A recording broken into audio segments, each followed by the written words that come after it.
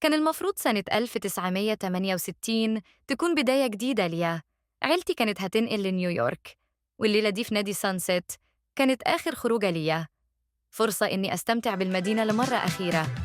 أضواء النيون كانت بتلمع، والمزيكا كانت عالية جداً، والدنيا كانت هايب قوي.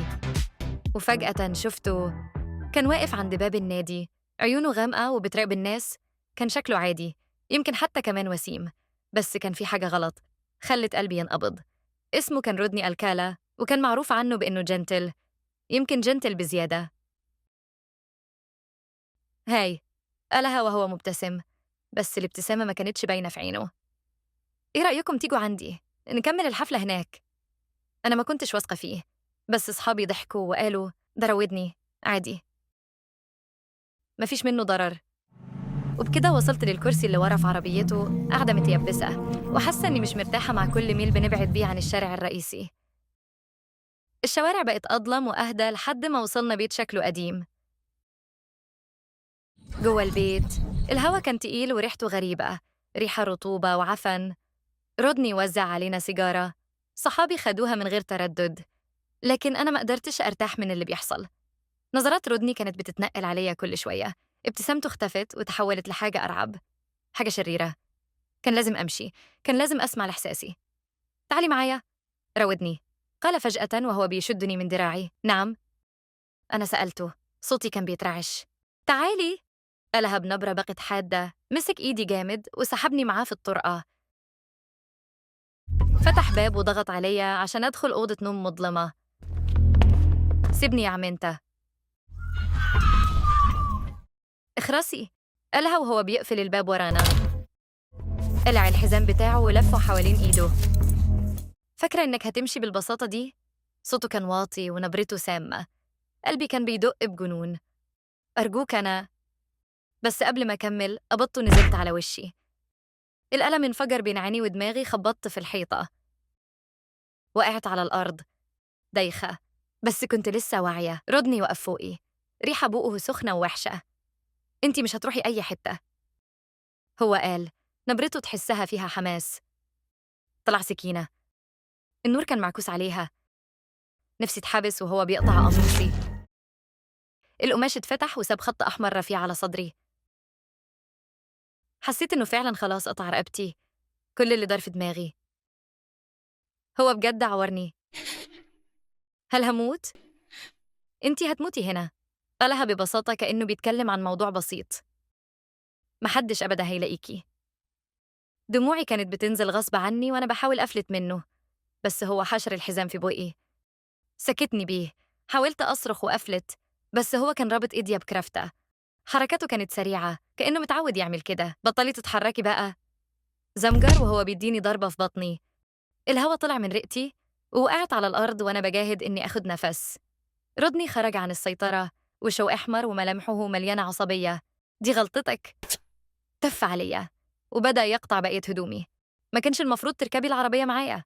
كنت عايزة أصرخ أترجاه يسيبني، بس كنت مش قادرة. عيني زعغللت، كنت بتنفس بسرعة وصعوبة، حسيت إني بضعف لحد ما وصلت إني خلاص ما كنتش عايزة أعيش. كنت عايزة أخلص من العذاب ده. وفجأة كان في خبط عنيف على الباب. رودني، حد صرخ، افتح الباب. دول كانوا صحابي. رودني تجمد، راسه لفت بسرعة ناحية الصوت، مسك السكينة إجمد. للحظة مرعبة كنت متأكدة إنه هيخلص عليا خلاص. الخبط بقى أقوى. مايك، اكسر الشباك بسرعة. الشباك اتكسر ومايك دخل الأوضة، عيونه كانت مليانة رعب. اتجمد لثواني، متنحلي رودني اللي كان واقف قصادي والدم مغطي هدومه. رودني رجع لورا، وشه بقى خالي من أي تعبير. خدوها، قالها بصوت هادي بشكل مخيف. مايك ما ترددش، جري عليا، طلعني من الشباك المكسور. رجليا كانت ضعيفة، جسمي بيترعش، بس سندت عليهم وإحنا بنهرب في قلب الليل. برا الهوا كان باردا ناشفا، بس حسيت إني أخيرا أقدر أتنفس. عربية وقفت بقوة جنبنا، جواها كان في ناس ساعدونا نهرب. راودني ما جريش ورانا. مايك خدني لشقته علشان جارته اللي كانت ممرضة تساعدني. قعدت هناك في صدمة، جسمي متكسر ودماغي بتعيد المشهد زي أكنه شريط مكسور. لسنين كنت شايلة الذنب، لحد ما صاحبي بعت لي خبر في جورنال عن محاولة رودني قتل بنت تانية، تالي شابيرو. ساعتها استوعبت حجم الكارثة اللي كنت فيها، وحجم اللي كان ممكن يحصل لو مايك ما كانش كسر الشباك.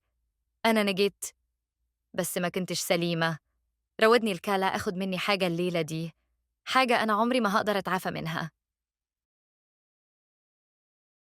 رودني الكالا، المعروف باسم The Dating Game Killer، كان قاتل متسلسل ومغتصب، استهدف بنات صغيرة في السبعينات.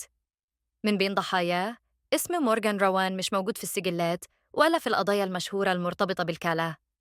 رودني، اللي كان مصور محترف، استغل جاذبيته وعروض التصوير للإيقاع بضحاياه. دايماً بيستغل أحلامهم في الشهرة. تمت إدانته بقتل عدة ضحايا، ومن ضمنهم روبن سامسو، واتربط بحالات تانية غير محلولة عن طريق ال DNA. جرايمه البشعة فضحت خطورة التلاعب بالعقول والخداع، لحد ما أخيراً اتحكم عليه بالسجن والإعدام. علشان كده لازم ناخد بالنا، ومش شرط علشان شخص شكله حلو يبقى هو طيب. في النهاية لو عجبتك القصة ابعتها ل3 من أصحابك، واكتب لي رأيك في الكومنتات علشان تظهر في آخر الحلقة.